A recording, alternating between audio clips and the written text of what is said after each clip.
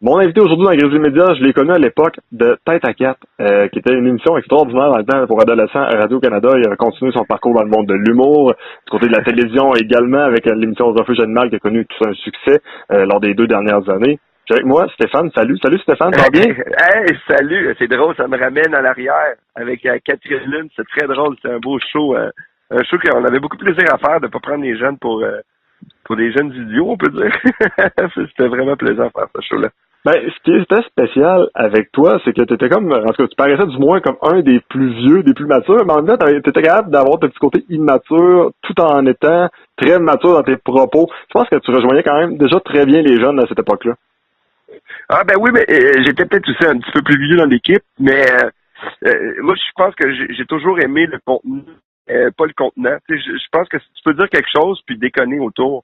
Fait que tu sais, j'aime pas me faire faire la morale, fait que j'essayais de faire ça, puis même encore aujourd'hui, tu sais, je reste le bon vieux Fallu qui dit des choses mais qui dit pas hey, ça c'est grave. Tu sais, il faut que tu le décèles parce que j'adore jouer avec la forme, si on peut dire. Quand on regarde ton parcours, c'est pas un parcours qui est typique. C'est vraiment un parcours qui est différent, comme tous les humoristes, soit du temps passant. Là, Ouais. ça prend du temps en humour, ça va faire connaître, ça prend du temps également à percer. Ton parcours, comment tu le qualifierais? Ah, moi je trouve ça un paquet d'aventures. Mais j'ai aussi j'ai toujours bien gagné ma vie, tu sais, dans ce milieu-là, en faisant des choses bien différentes. Puis je fais surtout ce que j'ai le goût de faire. Ça, c'est à un moment donné, il y a comme une formule qu'il y en a qui essayent, puis il y en a qui sont pas capables, ceci dit, parce que tu sais, il faut avoir du talent. Mais moi, j'ai toujours aimé rester dans mon côté un peu underground. Puis d'ailleurs, le spectacle que je vais présenter, c'est plus le retour au bon vieux Fallu. Que, garde, adaptez-vous à moi, là. J'irai pas m'adapter à vous, puis je dirai pas tout ce que vous voulez entendre. Puis j'ai vraiment beaucoup de plaisir à faire ce show-là. Puis on dirait que là, j'avais peut-être la maturité pour le faire. Puis le monde suit, puis c'est très drôle. Mais tu sais, les gens, ils font, OK, c'est différent. Question bitch de l'entrevue. OK, ça, j'aime ça. Est-ce que, selon toi, les humoristes québécois essaient trop de séduire leur public en essayant de se conformer à une sorte d'humour? Ben, il y en a certains, mais là, c'est plus vrai pour plusieurs. Je trouve qu'il y en a plusieurs qui ont décidé de briser les tabous. Fait que pendant plusieurs années, il y en avait un ou deux qui étaient un petit peu plus destroy dans le lot. Puis là, ben, la norme s'en va tranquillement pas vite. Il reste encore des humoristes qui vont parler les jeunes sont comme ça, mais là maintenant les propos changent. Mais pendant plusieurs années, c'était vraiment ça, de vouloir faire plaisir à plus de monde possible parce que le Québec c'est tout petit aussi. Puis là, les gens aiment ça quand c'est un petit peu plus irrévérencieux. OK, on rentre dans la question où on parle de rêve. Tu sais, des fois, on dit souvent que les vieux humoristes, c'est tout le temps les mêmes, ils sont toujours là. As-tu déjà rêvé, étant plus jeune, que t'en kickais un en bas d'un immeuble? Hey, ça, je peux pas répondre parce que mon avocat va m'appeler. Mais moi, pour de vrai, là, je suis pas le succès des autres, je suis pas envieux de leur succès parce que moi, je fais ce que j'aime, tu sais. Fait qu'à la limite, là, j'ai jamais eu le plus gros des succès. J'ai jamais vendu 200 000 billets, même 100 000. Mais ceci dit, je fais encore ça. Puis je me trouve encore bon. Fait que je pense qu'il y en a des vieux qui voudraient me kicker en bas d'un pont présentement quand je joue avec eux autres. Fait que ça. Mais c'est sûr qu'il y en a quelques-uns, je les quitterais pas en bas d'un pont, mais j'y mettrais dans un avion.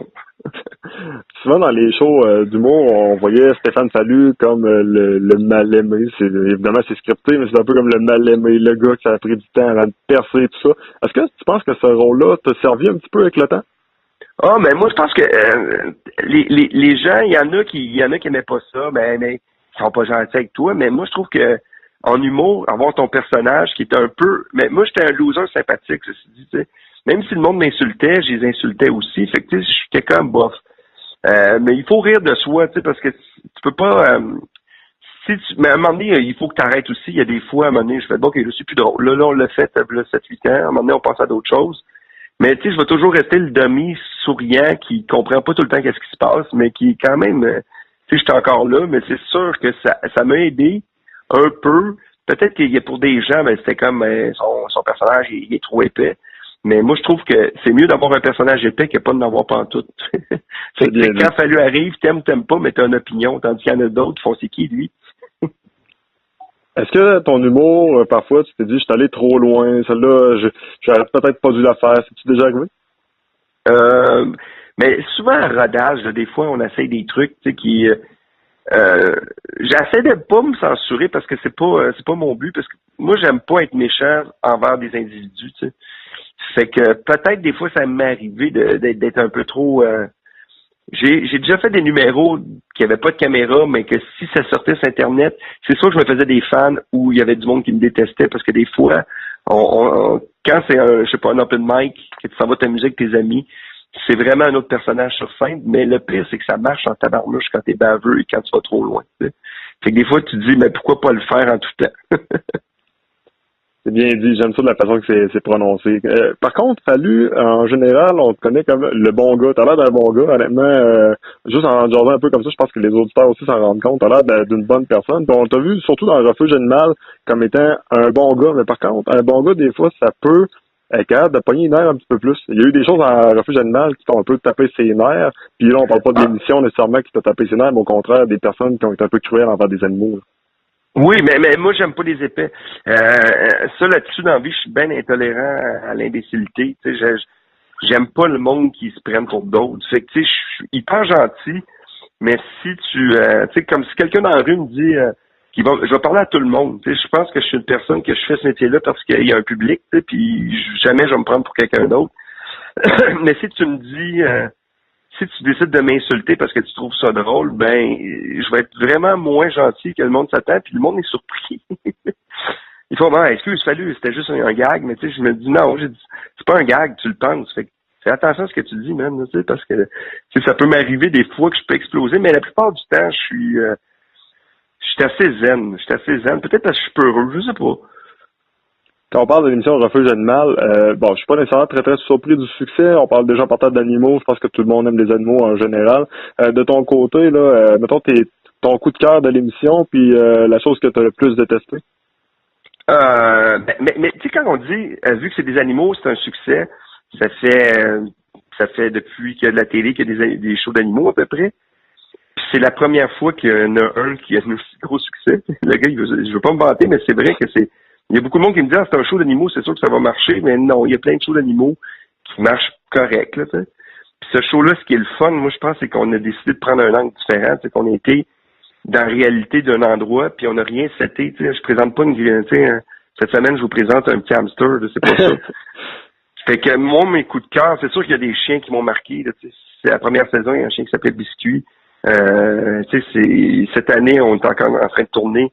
Les coups de cœur, moi, c'est quand des familles partent avec l'animal. C'est comme on a eu un animal hier, un chien qui avait 9 ans. Puis c'est une jeune fille qui a décidé de l'adopter. Puis toutes ses amies disaient prends un bébé chien. Puis elle a dit non, ce chien-là, il a une chance pour vivre.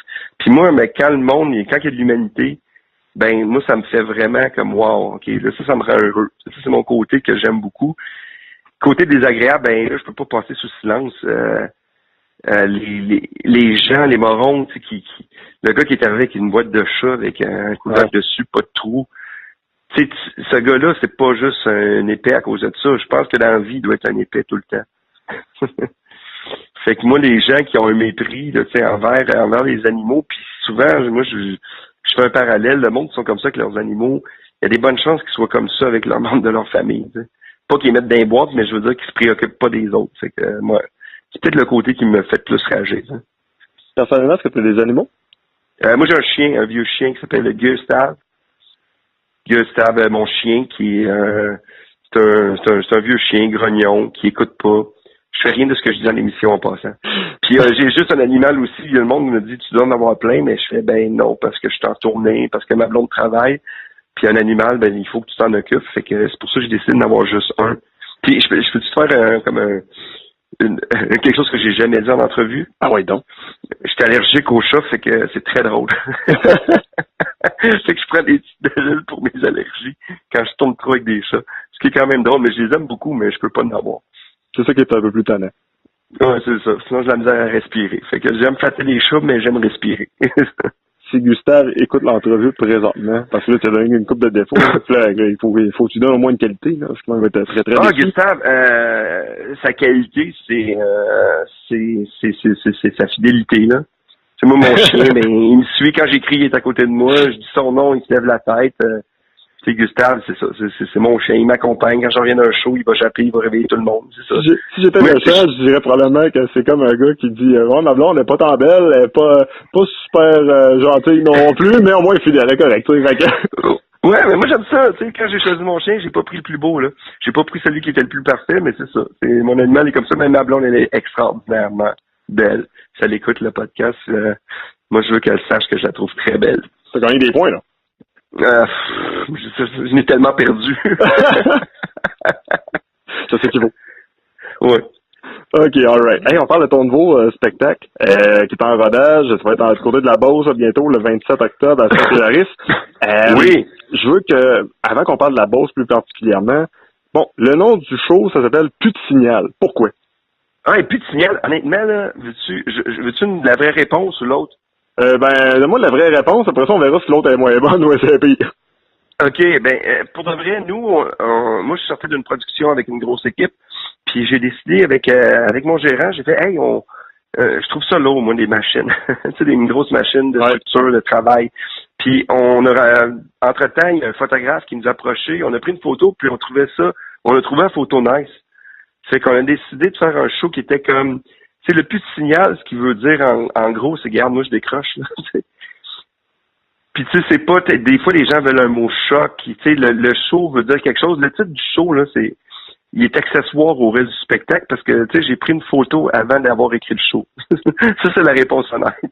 Et mettons la réponse truquée. Si, mettons, on faisait abstraction des 30 dernières secondes, c'est quoi la réponse? OK, la réponse truquée, plus de signal, c'est un peu un reflet de notre société qu'on vit pas le moment présent. C'est bon, hein? J'ai envie de bullshit. C'est mon métier. C'était extraordinaire. Pendant une demi seconde, j'ai presque été convaincu. Pour de vrai, là, on peut faire ça, c'est facile. D'ailleurs, c'est ça, j'avais un numéro là-dessus sur le show que je parlais des gens gentils, tu sais, les gens gentils gagnent jamais, à peu près, puis là, je réalise que c'est pas vrai, dernièrement, ce qui se passe dans les médias. Mais ça, c'était chiant un peu. Mais en même temps, c'était légal. Oui. Je pense que c'était bien légal. Hey, la Beauce, pour toi, on dit tout le temps, la Beauce, c'est du monde de party, c'est du monde qui aime se boire, c'est des soulons, c'est du monde qui aime rire aussi. Ouais, je pense que ça aussi, on est pas pire là-dedans. Ton appréciation des Beaucerons? Moi, la Beauce, là, j'ai un lien peut-être un peu particulier. Tu sais, j'ai fait des soirées d'humour beaucoup là-bas. C'est des gens qui sont honnêtes. Qui sont honnêtes, qui aiment, quand ils aiment pas, ils aiment pas, quand ils aiment. Mais quand ils t'aiment pas puis ils te découvrent une nouvelle fois, ils sont capables de dire, ah, tu sais, j'aimais pas ça, mais là, tu sais, là, j'ai vraiment apprécié, merde, ça me rend curieux, fait que j'aime ce côté-là de la Beauce, là. Puis tu sais, le côté alcool, là, c'est le même affaire de Québec. Arrêtez de vous vanter avec ça. Bon, ça y est, on vient de perdre des points, mais c'est pas grave, finalement, on va Non, mais c'est des gens qui travaillent fort aussi, tu sais, il y a beaucoup d'entreprises, c'est des gens qui travaillent. Tu sais, quand ils veulent passer un bon moment, il y en a, tu sais, moi je pense que c'est important de faire des shows de qualité. Parce qu'ils veulent, tu sais, je pense qu'il y a comme le côté que quand tu viens jouer ici, si le monde est content, ils vont te le dire. S'ils n'aiment pas ça, ils se lèveront pas en fin de show. On pourrait qualifier, je pense qu'on pourrait qualifier les Beaucerons de bons vivants, es-tu d'accord? Oui, bon vivant. Bon vivant, c'est ça. Quelquefois trop bon vivant. Ouais, vous-tu être mieux trop bon ou pas assez bon? Ouais, c'est ça. C'est juste qu'en fin de soirée, des fois, il y en a qui oublient d'être vivant. Hey, j'ai une dernière question pour toi pour l'attention. Tantôt, on a joué à un jeu, on va jouer au même jeu. Ça me tente de faire la même chose. Mettons qu'il faut que tu vendes ton spectacle. Mais là, il faut que tu le vendes de deux façons différentes. La première, on va commencer par celle politicienne. Et ensuite, je veux la version Fallu. OK, politicien? Ouais. OK, je vais aller. Citoyenne des deux genres, parce que gay, lesbienne, transgenre. Il me fait plaisir de présenter mon spectacle dans votre coin. Et aller dans votre coin, c'est pas seulement un spectacle, c'est une façon d'aller voir les gens, d'aller communiquer avec les gens de la Beauce, vos préoccupations. Parce que dans ce spectacle-là, je vais parler de ce qui vous préoccupe, vous, les gens de l'endroit. Et on ne parlera pas juste de la grande ville. Oh que non! On va parler aussi des gens avec ce qu'ils vivent. Et là-dessus, c'est vraiment politicien parce que le monde n'écoute déjà plus. C'est quand même très bien. C'est très bien. Maintenant, la version Fallu. Version Fallu. Si ça te tente de passer du bon temps, pour de vrai, avec un show qui qui est pas parfait, qui est un peu, qui a beaucoup plus d'impro que j'ai jamais fait, mais qui est un show qui est criant de vérité. Moi, je pense que j'en ai fait ton tour. Parce que, honnêtement, dernièrement, je suis revenu, je pense que j'ai recommencé à avoir le plaisir de dire, regarde, je m'en fous, c'est ça que je fais. Puis le public, je pense qu'ils ont le droit d'avoir de l'authenticité, puis c'est ça que j'offre dans ce show-là. Hey, je vais me compter avec une extra question. Hey, celle-là, attention, watch out, elle va être plus tough un peu. Parfait. Je te présente Maxime Bernier. Tu sais déjà c'est qui? Déjà en partant, c'est oui. Déjà bon. Oui. Maintenant, pour être plus proche de Maxime Bernier, t'as 3 choix, faut que tu choisisses. Soit tu chantes sa ritournelle, avec quoi il a gagné ses élections. Oui. Soit tu rencontres Julie Couillard, mais attention, ta copine est au courant. Ou soit tu t'apportes des Joe Louis à des gars de l'armée. Qu'est-ce que tu fais? Et Colin, regarde, je vais emmener des Joe Louis à Julie Couillard en chantant sa ritournelle. Puis ma blonde, je vais dire de filmer. Voilà. C'est extraordinaire. Stéphane, salut, un gros merci. Puis, ça me fait plaisir, merci. Puis continue ton travail, c'est le fun. Un gros merci, puis je pense que les gens d'abord vont avoir tout un show le 27 prochain, parce que en plus, c'est sold out, c'est vendu, tout. C'est sold out. Ah oui, mais le monde va triper parce que c'est un beau show. C'est un show rempli de surprises avec beaucoup de nouveaux numéros que je suis très fier. Non, mais je pense qu'on a très hâte de voir le spectacle. Stéphane, salut encore une fois. Comme je dis souvent dernièrement en show, j'ai hâte de vous voir, ma gang de motherfuckers. J'adore ce mot-là. C'est un mot qui devrait être écrit, honnêtement, probablement dans la Bible et dans le dictionnaire. On peut pas dire ça, Radio Canada. OK, Stéphane, salut, bye bye. Hey, salut, merci.